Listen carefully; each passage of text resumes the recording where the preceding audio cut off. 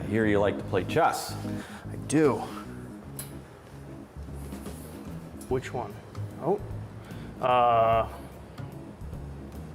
Aha. What is space to you, John? Space is an arena to make marks in. An arena to make marks in. Do you think that space marks something, or the marks itself make the space? The marks define portions of space. So like a box defines a certain container, defines a certain area, but what about a line? The lines that I make on a two-dimensional plane are still three-dimensional. So the idea of it being two-dimensional is a fantasy. But in that fantasy, the lines divide areas of surface. So sometimes you'll look at it and there's no space at all. It seems like there's no space at all. Why is that important? That's my whole process. There's always space between the lines to fit into and fit more lines in. Do you ever want to find a place where you can get to where you never can fit anything else in? Well, that's when my work is finished. That sensation that I can't fit anything in. It's like Zeno's paradox. Right. The arrow never hits the target. You know, it's always halfway, then another halfway, then halfway. There's always incremental divisions between divisions. What started you on that journey? Well, in the mid-90s, I started doing self-portraits where I was using pen and making marks and symbols as marks. So there were like molecular structures, tiers, arrows, equal signs. The not crossing any lines thing came into play because the marks needed to have their own space. If I put more marks over that, they get submerged and lost. So that part of the process, the idea that I'm not crossing any of the previous lines I made, came out of that initially. The paintings are much more obviously three-dimensional because I'm layering, which is part of the nature of painting anyway. And I've been also now pouring clear acrylic between layers, so the marks actually have that separation of space between them. They're not even physically sitting on each other. There's a gap between them. So they did a study this with a fellow who went blind later in life, and they put a card up, and on one side of his good eye they showed nothing, and on his blind eye they showed images of people's face and their emotions and things of that nature. And whenever they showed a picture of a smiling person, he would smile, even though the signal wasn't getting to his brain, that he couldn't see it, but his brain saw it and he would smile. So it's like the space between that is even interesting. The space between the time you see someone smile to the time you see, till the optic nerve travels to the back of your head. That's all spatial as well. Now, traveling in that direction and going into the mind, like you do a lot of portraiture, you do a lot of people's faces. And again, I mentioned that the eye thing because of faces. People recognize faces. So in some way, there's a subconscious connection to your work from people viewing the faces and whatever emotion is on the face at the time. You know, I've been working a lot with storm imagery, and then I've been putting architectural structures in them, whether they're bridges or garage interiors. And that was very intuitive, you know, in terms of those decisions. I was just attracted to those things and wanted to work with those images. The storms recently have kind of come out. The last piece I've been working on is the complete interior. I think the landscapes will come back in. I don't know if the storms will come back in or not. And maybe some of the people that have been out of the storms, portraits, might come in. I don't know. I've been thinking about that. And there was a time when I was painting figuratively and putting people in interiors, which are kind of dramatic narrative implications. I don't think the work will go back toward that where the people were such a central focus, but maybe some of these people would inhabit the landscapes in a way where they're more overpowered by it, or even putting a person in it to be witness, just like any audience member. And I wonder actually if there's a way, because I feel like they're about to fall apart. The space in between them is about to push against the actual marks made. I've always been interested in the idea of the human being itself pushing back against the storm in some way. The spatial relationship between putting a human being in there and the cloud itself, if that actually in some way gives the audience member some sort of ally in destroying the feeling they might get from that storm happening. The threatening feeling. Like there's someone there to control it.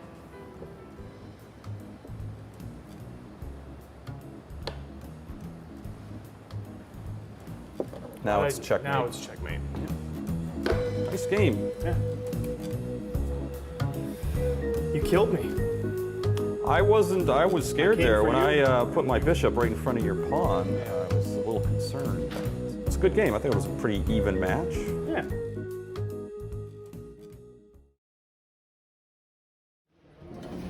I'll speak from here so I don't have the light directly behind me.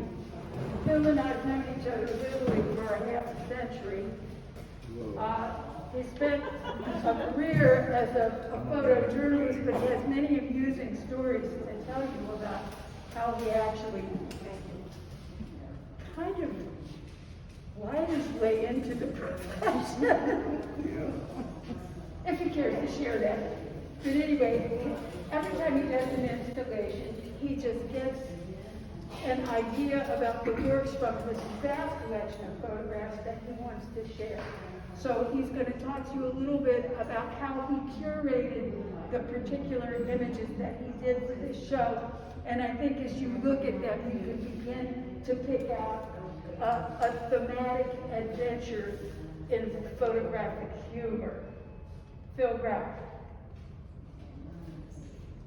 In 1966, I thought I wanted to follow in Dad's footsteps and become a doctor, but quantitative analysis and organic chemistry and calculus did me in, and I flunked out of Denison, and the draft was on, and so I joined the Navy, but the Navy found out that I'd had asthma. My father was one of the world's first allergists, and he wrote a note to the Navy docs, that I was asymptomatic, which really wasn't a lot, while Mr. Trump's physician was dealing with Don's bone spurs. Anyway, I went in the Navy, they gave me a mechanical test, I got a 17 out of 100, and they said, there's no way in hell we're gonna let you on a submarine, we'll sink the boat. And he said, we're trying to build up our image back home. We need journalists. And I lied, and I said I'd been a reporter for 2 years. And I said, you're a journalist. I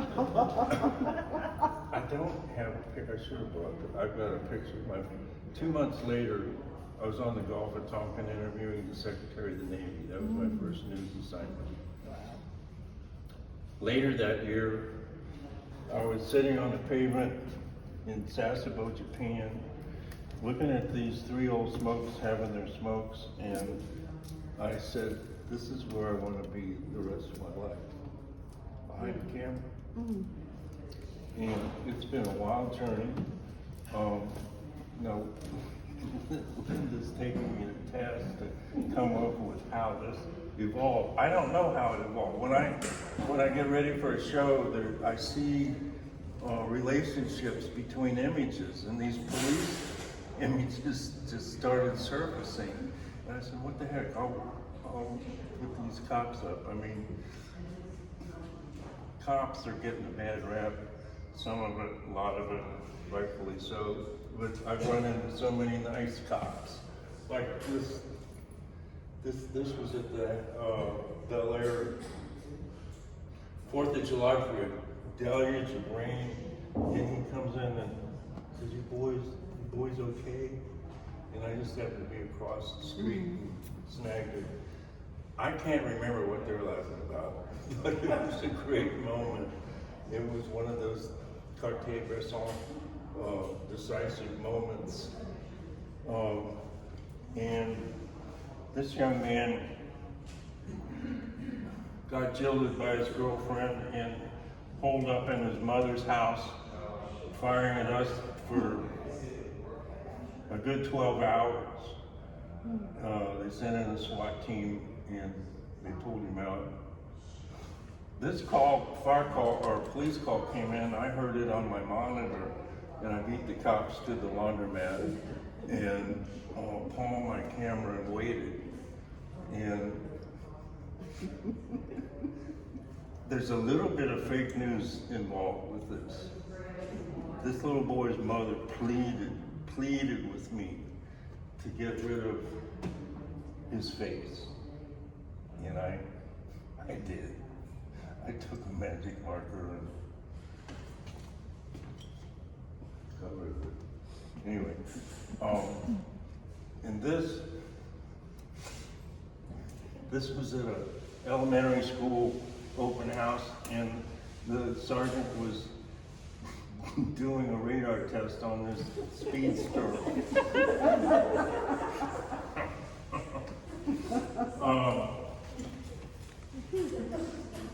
This week is all about the iPhone.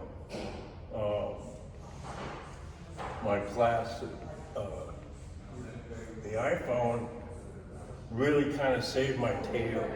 I got hit with 2 hits of COVID, and it wiped out a region in my brain that allowed me to navigate these really complicated menus. I know you all have been frustrated by those menus too, in these sophisticated cameras. And I was at a loss, and the Sun Papers dropped me, and I finally figured a workaround. I mean, you lose a leg, you get a prosthesis. I figured a prosthesis with my iPhone and my iPad, and the images, this is from my phone. Wow, that's amazing.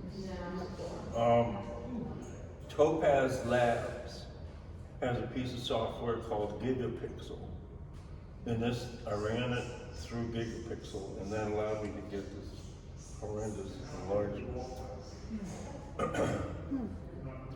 This was outside Mary Lou and I came out of a movie theater, and this young papa was holding his infant, and the iPhone is so fast that snagged it, I showed it to him, and anyway,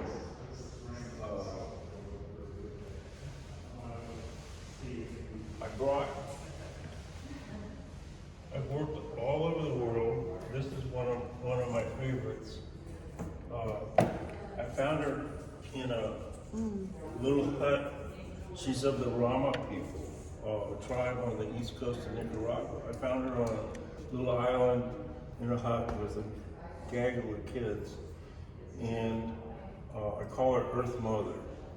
I don't know if you're familiar with the work of Edward Curtis. He was a late 19th century American photographer. It's kind of in a Edward Curtis style. But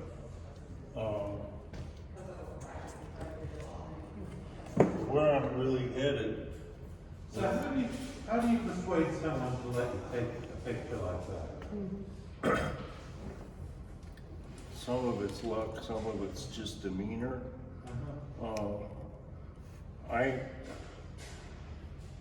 I've been blessed with the ability to walk into just about any village in the world and be able to find common ground, because we are all related. It hasn't always been that way with me. I mean, I've been run out of many fire scenes and police scenes and villages, but for the most part, it's been an acceptance. Thank you. Yeah. But I've taken Earth Mother down. I'll pass this around. She's in this piece of jewelry, and this is my latest. Go ahead and pass it around. This image started out about 30 by 40 inches. It's a process I invented in the 90s, evoking color from this strange chemistry, black and white chemistry and black and white paper, and got this strange chemical reaction that turned the images to. It got around the fact that my painting ability is not like Elmes, and it's not what it was in kindergarten. But it's been a fascinating journey. These are some books of mine. This came out of Nicaragua. Seeds of Hope. This is, I lived in a village of cocoa farmers in Ghana.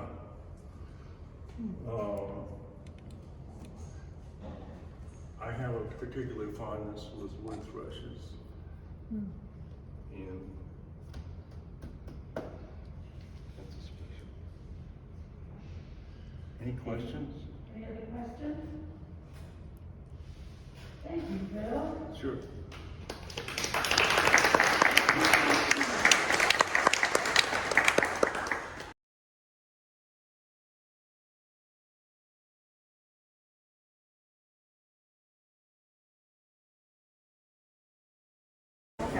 Don and Ellie are literally common ground families. They've been with us the whole ride.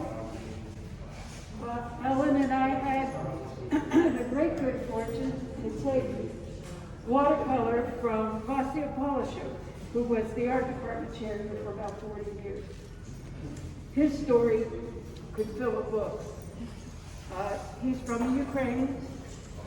When he went back to visit his homeland, they stopped him at the airport and they said, "You can't enter this country."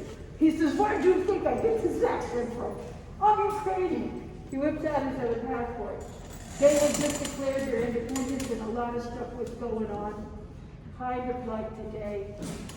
He's 87 now and he's not painting anymore, but we still visit from time to time, and Ellen became the painter of his dreams. Don was a science major, right? In the beginning. In the beginning. And then Don found words and found out that he could really use words well, and became an incredible writer on both the college newspaper and eventually the yearbook. And you'll notice his storytelling ability in some of the text that accompanies the imagery. Both of them do a lot of that. So you're seeing personal work, you're seeing work in response to what I consider national disaster, and you're seeing a project that celebrates the lives of the people in one county. Take it away, Don.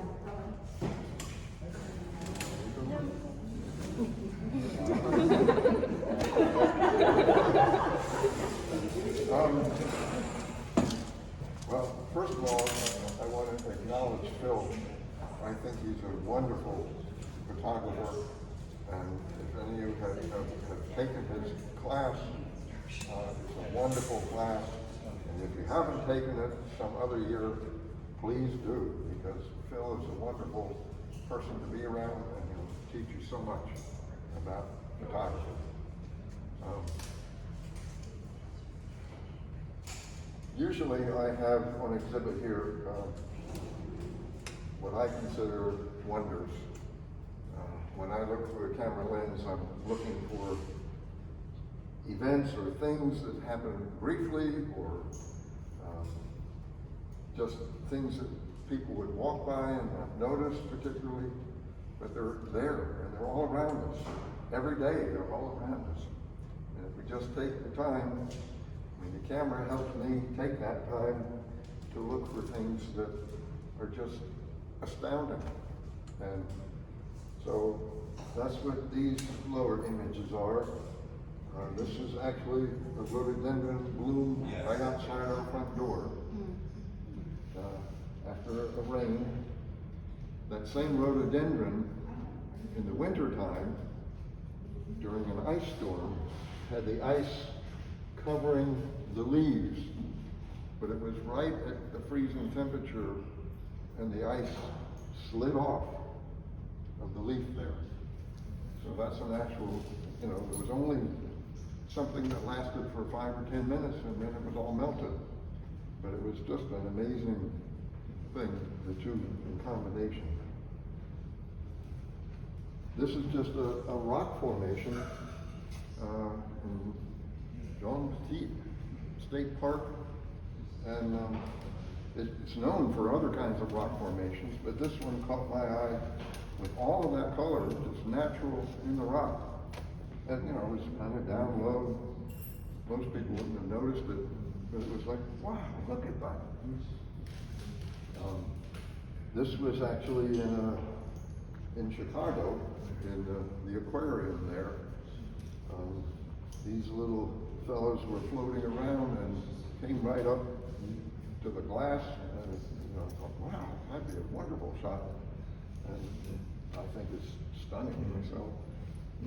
And this, of course, is just a daffodil, but it was, with the light behind it, it just made me feel glorious, and that's why I labeled it glory. So these are the things I bought this year to represent the wonders around us.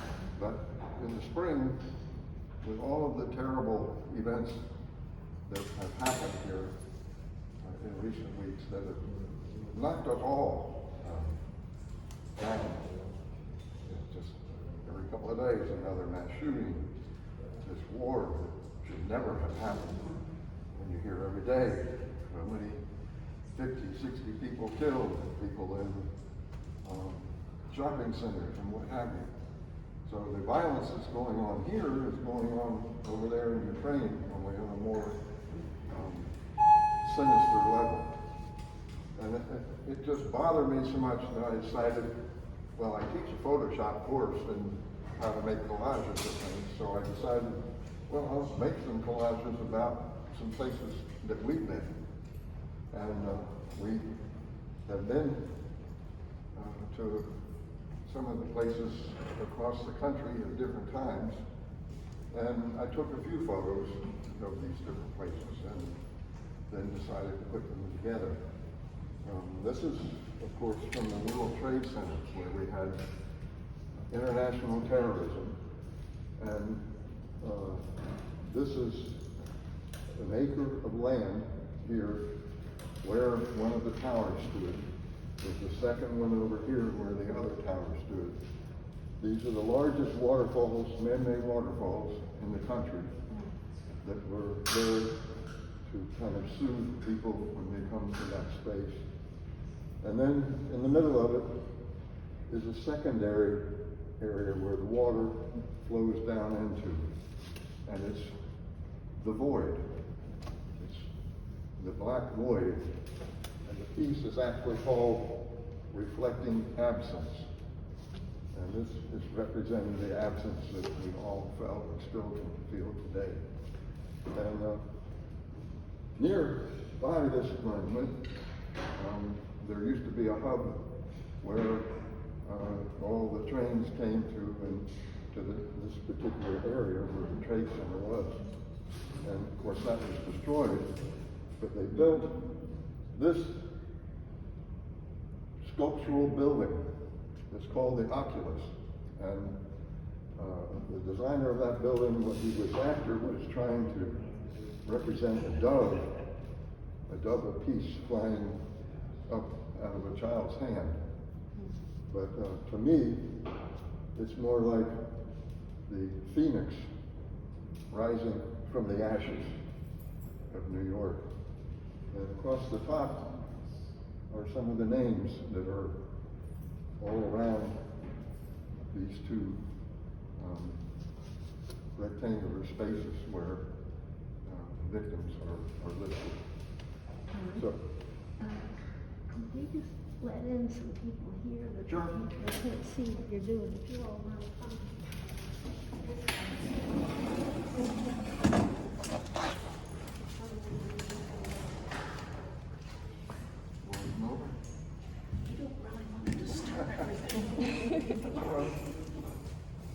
So that was one piece. We were there, we took our grandchildren there. They, of course, weren't around when 9/11 happened, but they were old enough to really appreciate it. Another trip, we went to Oklahoma City where the bombing had occurred. And of course, the building itself was destroyed in that bombing. Hundreds of people were killed. But they cleared all that space out, and they made this area where on one end is one gate to that you have to walk through, and on the other end is the other gate. And in between these two gates is this reflecting pool that obviously in the normal picture would be connected here, but those are two separate photos. In that space on this side of the gates are all of these empty chairs, each one with a name on it of one of the victims that were killed on that day. And I think there's 19 chairs for the children that were killed in the daycare center. And these are arranged in 9 different rows, each row representing one of the stories of the building. And they put the names where they thought the people were when the building was destroyed. Up in this little area right in here is the time 901, the time of peace and ordinary life in Oklahoma City. The bombing was at 9:02. And on this gate, you can barely see it, but it's 9:03, representing the time afterwards when people had to accept the losses and try and find forgiveness for such a terrible event. So that was another place we went. The third place we went was in Montgomery, Alabama. It's called the National Memorial for Peace and Justice. Recently built. Brian Stevenson was one of the main people involved in creating this place. And it's a testament to racial terrorism. And when you walk into this space, you're higher up so that you're walking among these blocks. And on each block is the name of the county in our country and the name of the people that were hung in that county. And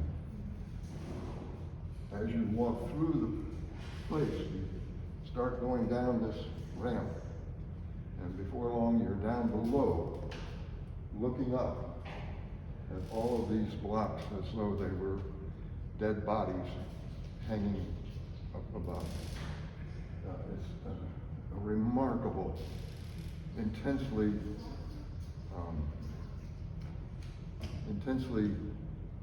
captivating place, and it's another sacred space to try and realize why some of these people were hung. Simply a black person walking behind a white person. Simply, well, in one example, there was a black woman who saw her husband hung.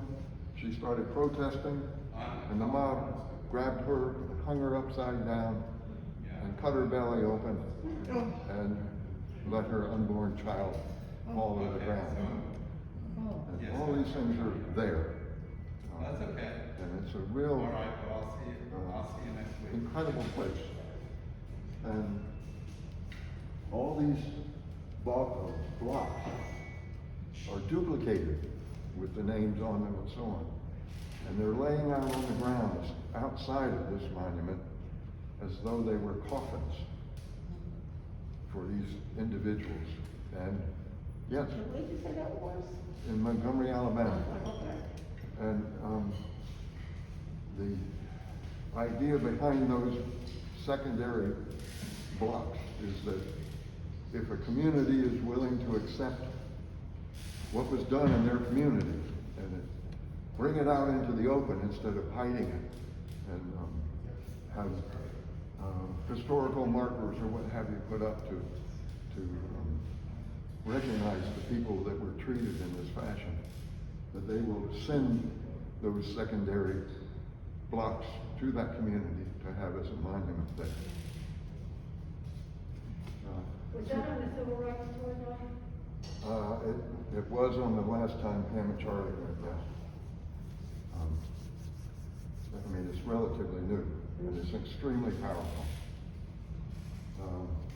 We also traveled to Tulsa, Oklahoma, and it happened to be the anniversary of the 100 year that the Black Wall Street had been attacked by a white mob and burned to the ground.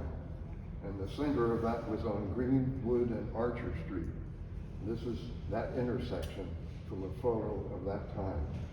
And you can just see building after building after building destroyed. And right adjoining this in today's world is a cultural center with these two murals surrounding the cultural center. And of course this one is very graphic, depicting the town burning in the background, the young black woman wondering why her husband has been killed. And the lower one here has in each letter things about the community from that time period or even up to present times.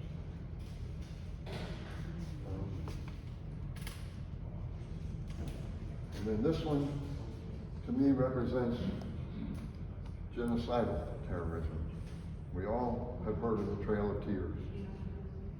But during that time period, Andrew Jackson asked the Congress to pass a law to forcefully remove Indians from their native lands. And Congress passed it. And so he started the action, which lasted for, I don't know, 30 years altogether maybe, where hundreds and hundreds, thousands, up to 10,000 people were forced to move from the lands that they had lived on for hundreds of years to Oklahoma.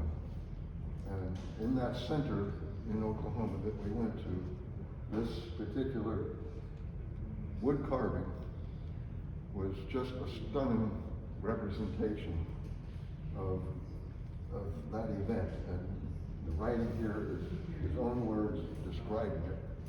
I won't go into it, I'll let you all take the time to read it, but he's outlining a tear here, a tear here in the sculpture. He talks about those. So these were my responses to what's been going on, all this terrorism that was before us, is something we lived through earlier in our lives and is just as bad or worse today. And the last thing I want to say is that it is the artist,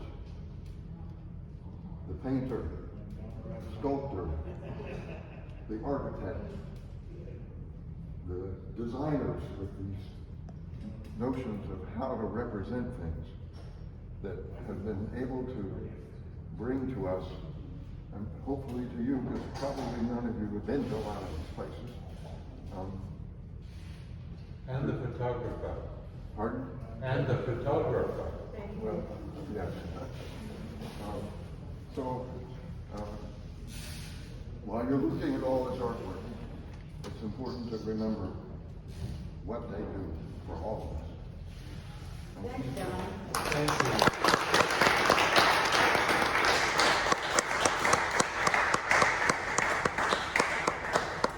I'm going to sort of segue. I'm Ellen, John's wife, and I'm going to segue from what he just said about the importance of remembering into some aspects of my work, but also the importance of continuing to raise awareness in our time and moving forward.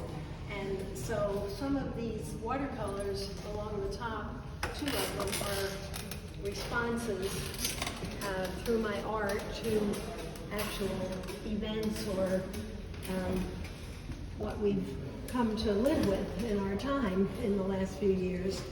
The first one on the left, I did maybe several weeks or a month after the January 6th attack at the Capitol.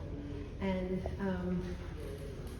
what I focused on when the news media was covering it initially, I came to realize that they were showing the Capitol building in the distance behind a statue that I found out later is in an area called the Peace Circle, And the statue is called Peace, but it's, I've started the painting here with these two figures. I'm sorry, this all I'm near you. But anyway, this one is sorrow and history. And these were in the foreground of some of the news reporting that story. And that got me thinking about, well, first of all, that was an amazing relationship of symbolism, but it got me thinking about, like Dawn was saying, how artworks and things that people do through music and writing and visual art can take what's dark and transform it, and or at least enlighten us to go forward. And so I started thinking, of course, from the inauguration, when Amanda Gorman spoke and so inspired us at President Biden's inauguration, I started with her as being this wonderful, refreshing light that she brought to us, and thinking about past singers and poets who presented at inaugurations and brought us their special voice. So I've included in this Maya Angelou, and Marian Anderson, of course, made that amazing, courageous breakthrough when she was turned down to perform in the Constitution Hall by the DAR, and ended up performing in front of the Lincoln Memorial. What a wonderful symbolic thing. So she's here, and Mahalia Jackson, and Precious Lord, and singing, you know, Aretha Franklin, Toni Morrison, these voices of hope and light. And sort of in the darkness over here is the tearing down of the Robert E. Lee statue in Richmond, tumbling the men at the January 6th event. So it was a journey, this painting. It's COVID, the isolation time at home of COVID actually brought me much more reflective time and able to do things that I could travel with in my own mind. And in response to COVID, you know, there was a period where we were all waking up and realizing, whoa, we really need to thank and appreciate all the people who go unseen, behind the scenes, the people who serve food and clean places, people who are homeless, people who are unseen in the shadows, but so valuable, such valuable lives, and many such contributing to the running of our society. So in these darker shadows, you see figures representing that, but then also the nurses and the doctors, all the medical people who were so courageous and lost so much, and their own lives in some cases. So I started this by going outside to a spring on our old property that is under a big tree, and I started painting the upper part of it to represent sort of the comfortable in society, people who were able to get through COVID primarily because of having shelter and food and a job. So that's the green part, but then the roots carry the medical caregivers and the people who put so much to keep us going and save us and suffered so much loss. And it's called, while sheltering, we see the deeper dark. And it raised all this awareness, and people, you know, you hear people talk about how grateful they were that we have these good aspects of our society and we do want to help one another, and then it all seems to have wafted away again, our awareness. But I used a quote from Martin Luther King: "You are highlighting the economic issue. You are going beyond purely civil rights to questions of human rights." And I think that's what COVID continues to bring home to us. We have human rights and we have human responsibilities. And then this one was for the joy of it, because I love the song For the Beauty of the Earth. I wanted to use the words and put images with it, and these are Don's eyes. That's what attracted to me. That's what attracted me to Don, here on this campus, his eyes. The first thing. And I did a sketch of his eyes a long time ago.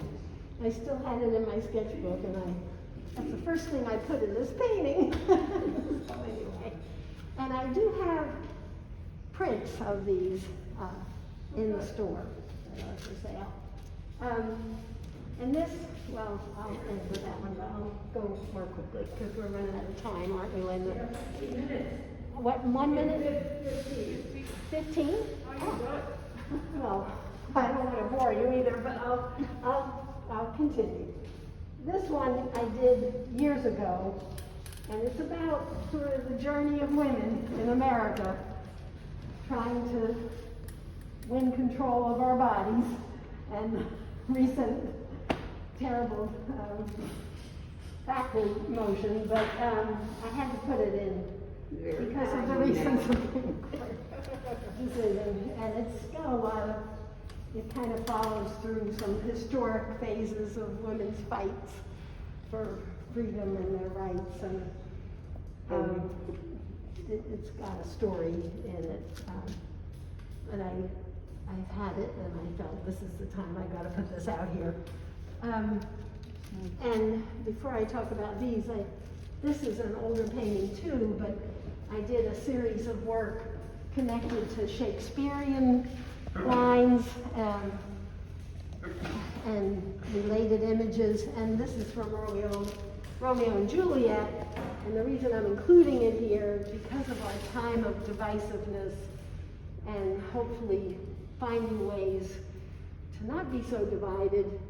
This is that tale of woe, a glooming peace this morning with it brings, the sun for sorrow will not show his head. Go hence to have more talk of these sad things. Some shall be pardoned and some punished, for never was a story of more woe than this of Juliet and her Romeo. And of course, Romeo and Juliet could be political parties, could be any kind of this side and that side, and we have got to learn to come together.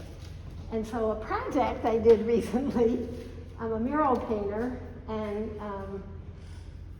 these are sketches, painted sketches of real people. For the project, there are 16 people. I don't have them all here because I've been working with some other painters to paint these people large scale, 7 feet high on fabric, 2 pieces of fabric for each figure, and they go together.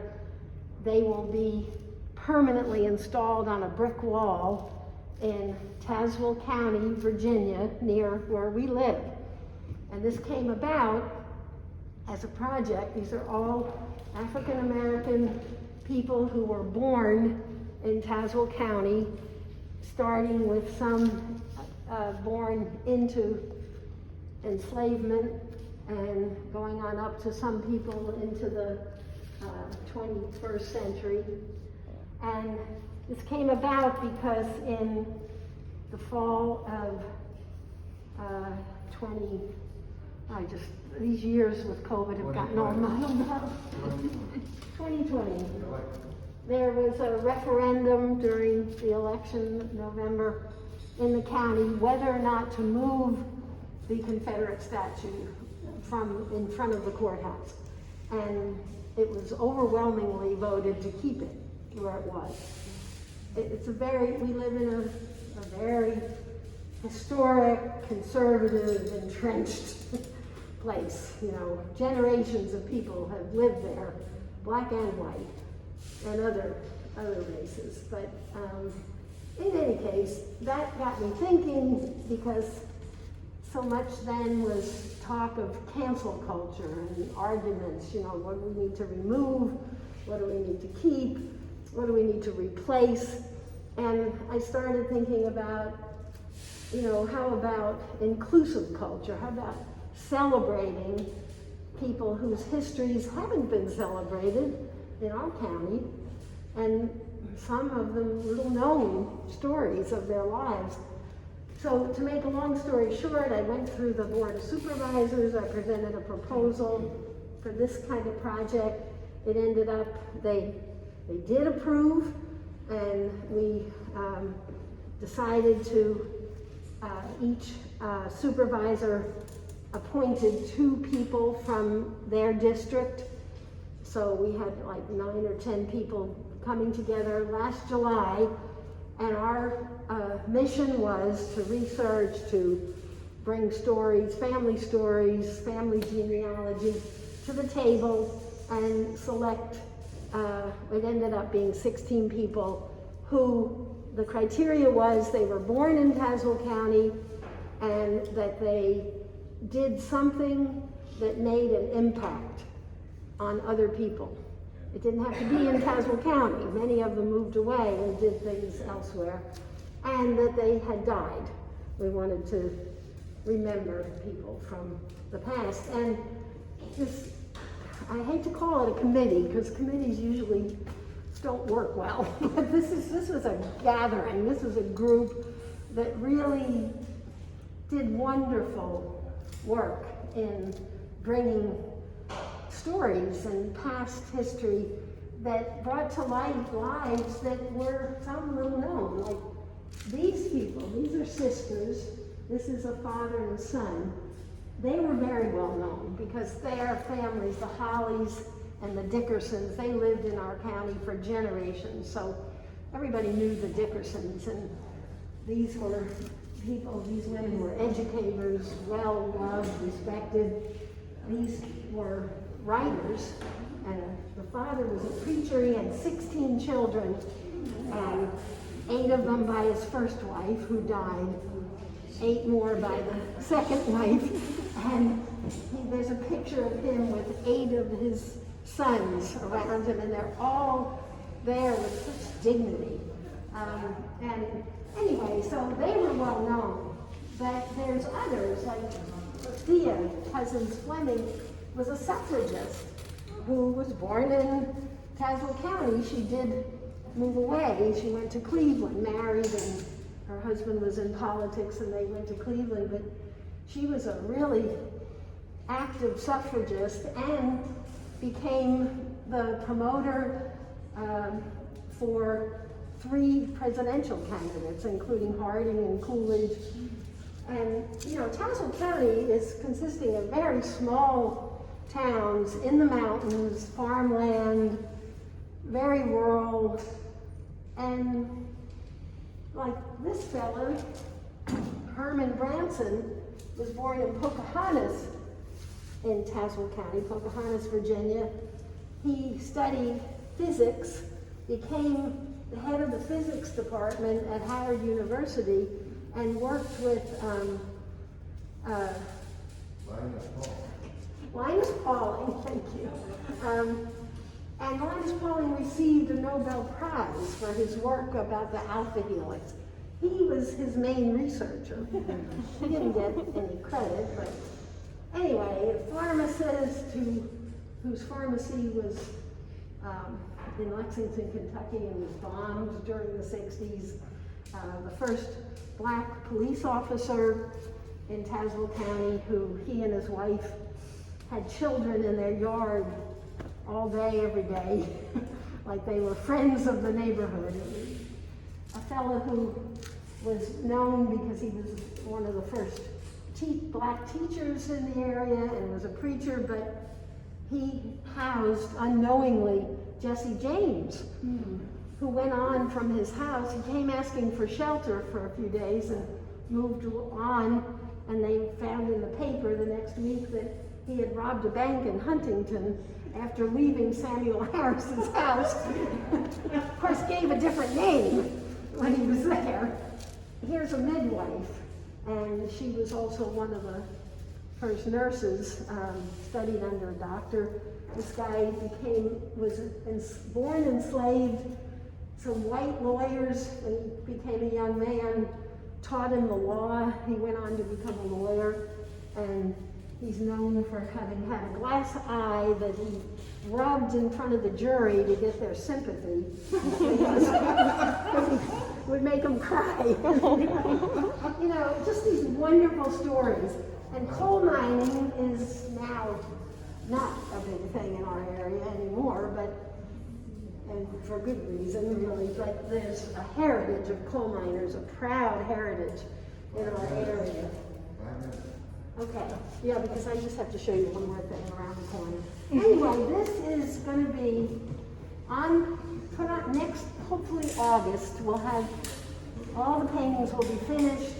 We'll install the fabric on a wall. So here's the courthouse. Here's the Confederate statue. Here's a stone wall around the lawn of the courthouse. You'll be coming through the stone wall. There'll be a sign directing you towards the murals. You'll go to the edge of the stone wall, and there'll be written narratives about each person, and their portrait will be right there on the brick wall across. So I'm really excited about this, because it's a positive thing, and black and white people in our county have been getting excited, and I think it's going to work really well. And I'll just tell you around the corner, you can take a look. I'll just tell you quickly.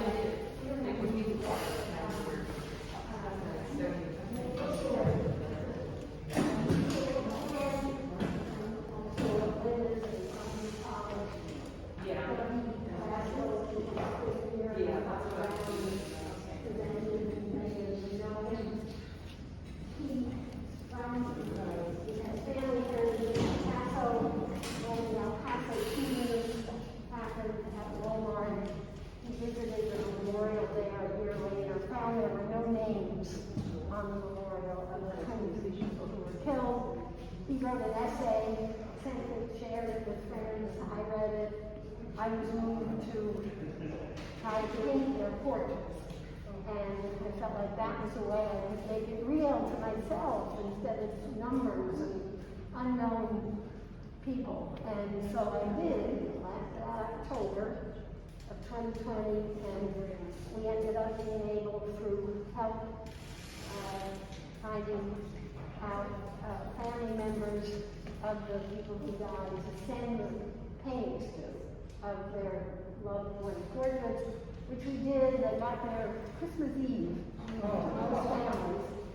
And then last year in August, the second anniversary of the shootings, they had opened up a healing garden in El Paso. If any of you are from there or near there, live there, it's really a beautiful place of memory, and so these are reproductions of the original portraits, and we reproduce them on canvas, so they look very much like the originals. And there's write-ups you're free to take with you, a paragraph about each person, because the idea of this is to try to share these lives. These were real lives. And Don, can I ask you real quick to say that? Mary Lou shared with me yesterday a piece of writing by Angela, and it just kind of captures what this is supposed to be about. And I just want to read it to you, and I will stop talking. But you are welcome to take one of the write-ups that so if I'm second time I've asked them to just hold it up.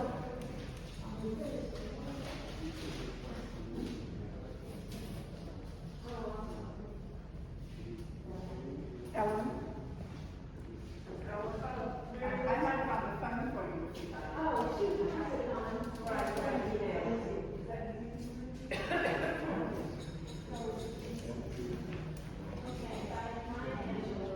And when great souls die, slowly, and always irregularly. Spaces filled with a kind of soothing electric vibration. Our senses restored, never to be the same, whispered to us. They existed. They existed. We can be and be better, for they existed. So that's what we need to remember. Thank you very much. Thank you.